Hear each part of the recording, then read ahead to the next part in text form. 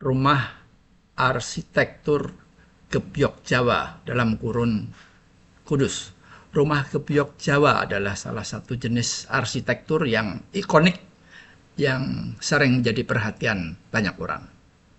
Secara kasat mata memang jenis rumah ini sangat indah, penuh dengan detail ukiran serta menampilkan warna kayu jati tua yang sering memberi nuansa magis bagi yang memandangnya. Banyak orang bisa menikmati keindahannya, tetapi sangat jarang yang bisa memberi deskripsi serta penjelasan tentang asal-usul dan latar belakangnya. Bagi yang awam, jenis rumah ini cukup disebut sebagai rumah gebyok Jawa. Tidak banyak yang tahu bahwa yang betul-betul rumah gebyok adalah rumah gebyok Kudus. Kenapa harus ada embel-embel penyebutan Kudusnya? Karena memang aslinya ukiran gebyok ini berasal dari kota Kudus. Dan lebih spesifik lagi adalah Kudus Kulon. Secara geografis kota Kudus memang dibelah di tengah-tengah oleh sebuah sungai yang diberi nama Kali Gelis, yaitu sungai yang meluncur dari Gunung Muria atau Gunung Muryo secara istilah Kudusan ya, di utara dari kota dan meluncur menuju ke selatan.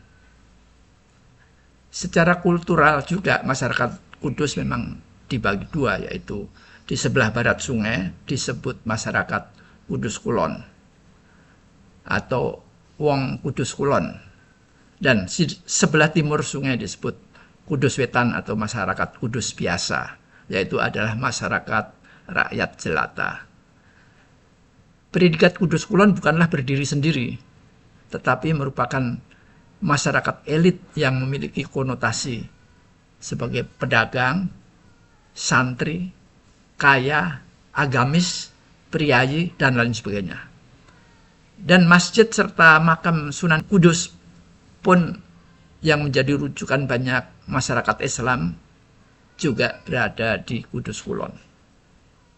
Ciri umum rumah Kudus Kulon adalah pagar tembok tinggi dan pintunya pun tertutup rapat, tidak tembus pandang dari luar. Anak-anak gadis warga Kudus Kulon tidak diumbar begitu saja, tetapi masih dipingit. Kalau pergi sekolah atau pergi ngaji harus ada yang mengawal dan lain sebagainya. Nah, di balik rumah tembok yang tinggi, di balik tembok yang tinggi tersebut, rumah-rumah Kudus Kulon, tersembullah banyak terdapat rumah gebyok Kudus. Ukiran gebyok Kudus sangat detail dengan berbagai ciri-ciri sebagai berikut. Yaitu pertama, dipahat dari kayu jati yang tebal. Kemudian penempatan bidang-bidang ukirannya pun bertumpuk antara ada pilar utama, ada pilar pinggiran, dan isen-isen. Dan isen-isen pun juga jumlahnya tidak boleh lain, harus 5. 1, 2, 3, 4, 5. Isen-isen yang di tengah. Dan ciri berikutnya adalah bahan selalu dari kayu jati tua. Bagi orang awam, mereka cukup bilang gebyok 3 dimensi tanpa tahu makna dan artinya, kecuali bahwa secara fisik memang tampak lebih tebal. Gebyok ukiran Kudus tidak boleh diberi finishing cat berwarna, sangat tabu itu. Selanjutnya, cara perawatannya pun ukiran gebyok ini ada metode khusus, yaitu menggunakan batang pohon pisang yang sudah direndam dengan air selama 24 jam. Biasa kalau seseorang ada pohon pisang berbuah dan pohonnya sudah masak, ditebang dan pohonnya kebanyakan dibuang, tetapi bagi yang mempunyai rumah gebyok, kemudian dia dipotong pendek-pendek dan ditaruh dalam ember yang besar, direndam air selama 24 jam. Kemudian air itu dipakai untuk membersihkan ukiran gebyok Kudus. Gebyok Kudus tidak perlu dipelitur, tidak perlu di finishing dengan apapun. Jadi warna kayu asli. Sehingga itulah daya magisnya ada di situ. Dan semakin tua ukiran ini, nanti akan semakin muncul gurat-gurat dari urat kayunya, dan dari situlah nilai seninya tampak semakin tinggi.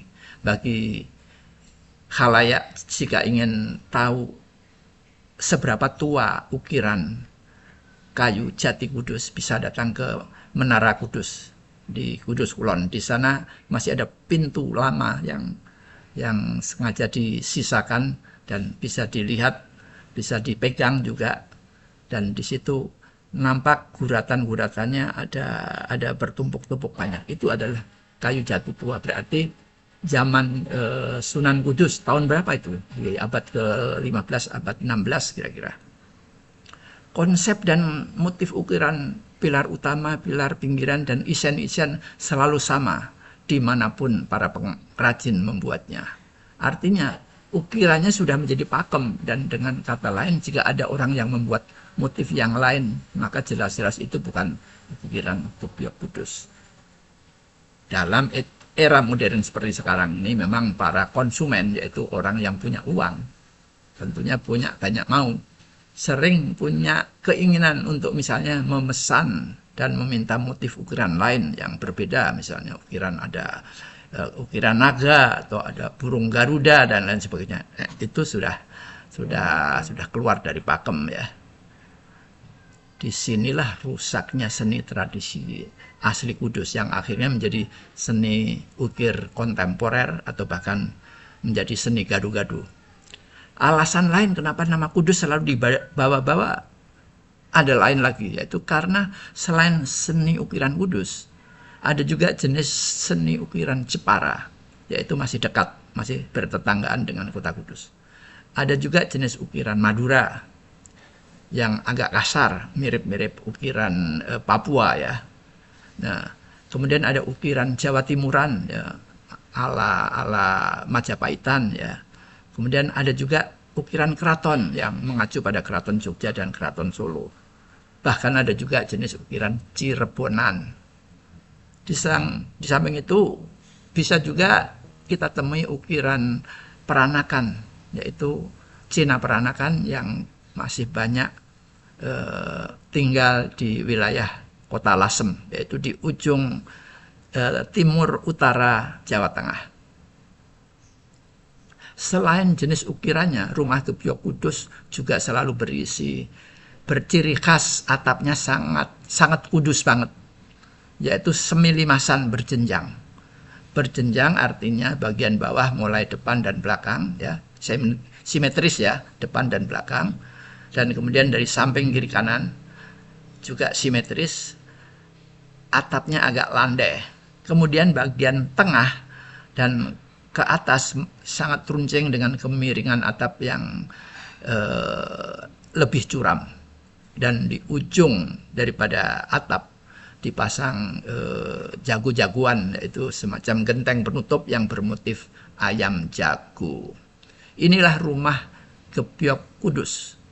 Kepiok Kudus pasti adalah Jawa, sedangkan jika penyebutannya adalah Kepiok Jawa, belum tentu itu menggunakan pakem Kudus. Percaya atau tidak, jika Anda mengamati ukiran Kepiok asli Kudus, pasti Anda ingin merabanya secara tidak sengaja. Dan setelah meraba, Anda pasti ingin memandangnya berlama-lama. Itulah yang namanya daya magis Kudus. Terlalu indah untuk hanya dipandang sekelebatan saja. Nah, demikian sekilas mengenai rumah Kepiok Kudus.